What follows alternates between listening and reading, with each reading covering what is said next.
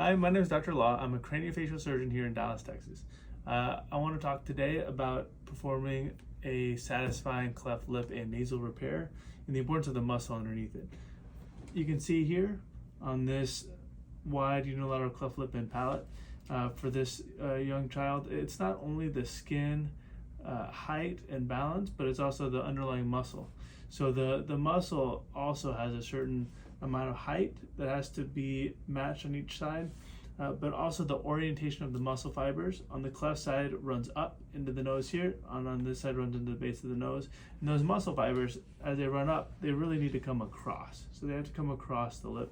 And so those have to be rotated down to be repaired end to end instead of side to side. And then the balance is very important.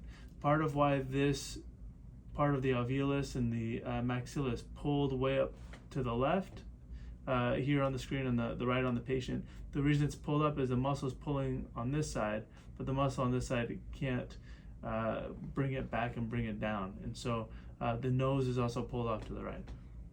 So here in the after photo, you can see there's a balance not just of the skin, but the muscle, and that helps prevent secondary problems where one side is shorter than the other. The other thing is the muscle fibers are going across as they're supposed to anatomically, and then the balance on the nose is level and balanced so that from below